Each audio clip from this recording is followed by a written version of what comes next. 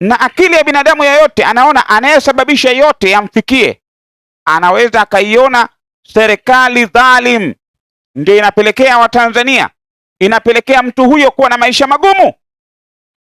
Mtu huyu anapokutana na mambo hasi dhidi ya serikali lazima asapoti mambo yote hasi. Ukitaja baya lolote la serikali, mtu wa namna hii lazima asapoti. Anaona yumkini kupitia maisha aliyonayo hapo kuna kuwa na mkono wa serikali, lazima mkono wa serikali upo. Kwa nini nimekuwa na maisha magumu haya? Kumlazimisha mtu huyu afungue box, labda namna ya utafutaji wake una kasoro, labda awe na subra, Mungu atambadilishia. Mtu huyu kumfungua box unahitaji kazi sana, kwa sababu anajua anachokiona yeye ni serikali imesababisha maisha duni ya watu wake.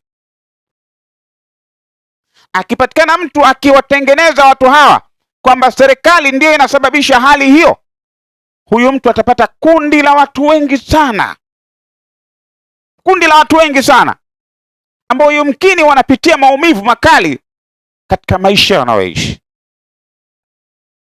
Sasa huyu ambaye amekwisha waambia uduni wa maisha yenu umesababishwa na serikali haramu, serikali dhalim, serikali iliyopatikana kwa njia mbaya, akiwaambia hawa lazima wamuunge mkono mtu huyu kutokana na maisha wanayoyapitia. Linapotokea suala lililosababisha mauaji ya Watanzania wenzetu ambao leo wengine wamebaki wajane, wengine wamebaki mayatima, wengine wamebaki bila wake, wengine wamebaki bila ndugu zao, tukibaki na misimamo hii, ujue kila msimamo una kundi lake, ieleweke. Kwa mfano, wakijitokeza leo watu wanaosema serikali ya Chama cha Mapinduzi imepatikana kwa uhalali kwa 100% kwa sababu uwanja mpana wa kupiga kura uliwekwa wazi, na kila mmoja aliruhusiwa kugombea. Kuna chama kimeona kanuni za uchaguzi zinaonekana kukipendelea chama kimoja, kikajitoa.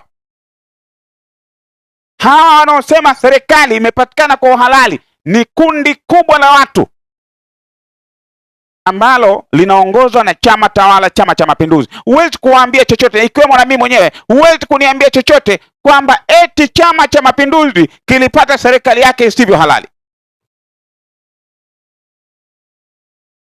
Unaona ilivyokaa? Na hawa na wao wanaosema hatuwezi kukaa na serikali haramu, kwa sababu tukitazama uchaguzi wenyewe ulikuwa uchaguzi wa kimagubegube. Unakitegemeaje chama cha Chauma kitatoa ushindani? Unategemeaje NCCR Mageuzi itoe ushindani? Unategemeaje SAU itoe ushindani? Kwa sababu ni chama ambacho, vyama ambavyo havina majority. Tunataka kusema angalau ACT Wazalendo ilikuwa na watu, lakini haikuwa na mgombea wa urais. Kwa hiyo wao nao wana hoja zao, hoja zinazoaminisha kwamba Chama cha Mapinduzi akikushinda kihalali. Unaona utofauti huu? Tukienda kwenye upande wa viongozi wa dini, wako viongozi wa dini wanaiunga serikali iliyopo madarakani inayotokana na Chama cha Mapinduzi kwamba ni serikali halali ambayo haikuwekwa kwa udikteta, imewekwa kwa demokrasia. Lakini kuna viongozi wa dini wanaounga mkono wa upinzani wanaosema serikali imejiweka, serikali haramu, serikali ya kidikteta. Unaona haya maono? Na zaidi ya yote, wa Tanzania nikiwaambia, katika kila maono yana wafuasi wake, hakuna maono ambayo hayana wafuasi. Sasa mimi ndugu zangu, nawaambia Watanzania kama spika wa wananchi, kila mmoja akibaki na maono yake yale yale, tutakwenda kutengeneza vikundi vibaya baadaye. Tunakoelekea Watanzania, kutakuja kutokea vikundi vya waasi bila kupenda. Kwa sababu nikwambie, katika jumuiya ya kidini inayopinga serikali iliyopo madarakani kuwa ni serikali haramu, ielewe jumuiya hiyo ina wafuasi wake ambao ni wanajeshi wa jeshi la wananchi. jeshi la wananchi linakatazwa kujihusisha na siasa, ieleweke. Lakini ndani ya jeshi la wananchi mule kuna Waislamu, kuna Wakristo, kuna wapagani na kuna wa madhehebu mengine. Katika jumuiya hizo na ndani ya Uislamu wa Kristo kuna madhehebu. Halafu angalia, unaweza ukakuta dhehebu limeunga mkono ama limekataa. Kwa mfano, kuna dhehebu linalowakataa upinzani kusema serikali iliyopo madarakani sio serikali halali.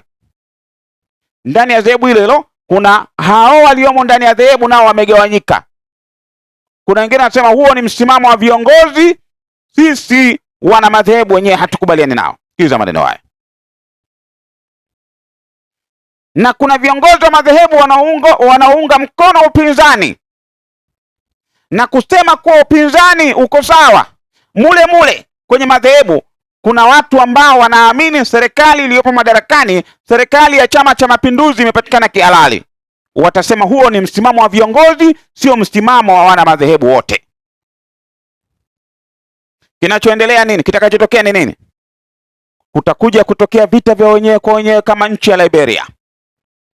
Kama nchi ya Liberia ilivyokuwa. Kwa sababu mwisho wa siku kunaweza kutokea mazingira fulani hivi ya kundi moja lenye nguvu kuonea kundi ambalo ni, kwa sababu kuna kundi lenye nguvu litahitaji kuwa na kujimwambafai, kutawala. Litaonea kundi lingine, kumbe ile kundi lingine lina wafuasi ambao wako ndani ya jeshi la wananchi. Kule ndani kuna watu wataumia. Kuna mwingine anaweza kashuhudia labda mdogo wake kaumizwa vibaya, hatakubali hata kidogo. Mgawanyiko utakwenda mpaka kwenye vyombo vya dola, kwa sababu waliomo ndani ya vyombo vya dola sio mawe. Hata kama vyombo vya dola havijihusishi na siasa 100%, lakini wanaotumikia vyombo vya dola, jeshi la wananchi, jeshi la magereza, jeshi la polisi, wale waliomo ndani mule nao ni binadamu na wana vyama vya siasa wanavyoviamini, itikadi wanazoziamini, lakini wameapa kutojishirikisha ama kusapoti siasa. Tena tutoke kwenye vyama, inawezekana akawa hawana chama wote, kila mwanajeshi akawa hana chama. Tujenge dhana hiyo nzuri, kila mwanajeshi akawa hana chama. Lakini kukaja kutokea shida moja kwenye dini, yani dini haiepukiki. Ikiwa viongozi wa dini wametengeneza misimamo yao na migawanyiko yao, badala ya kukataa migawanyiko na itikadi zao, kutafakari juu ya jambo moja la maridhiano, wamebaki na misimamo yao ile ile. What is going to happen? Itakuwa ni disaster. We will never win. For any means we will never win. Kama hatuhitaji kumake solidarity, kama rais wa nchi yetu aliposema, jamani, tuungane, hili kitu kinachoitwa solidarity, mshikamano umeanza kupwaya. Neno hili kalitamka amiri jeshi mkuu wa majeshi ya ulinzi na usalama. Neno mshikamano, kupwaya kwake ni hatari sana kwa taifa letu, ndugu zangu wa Tanzania.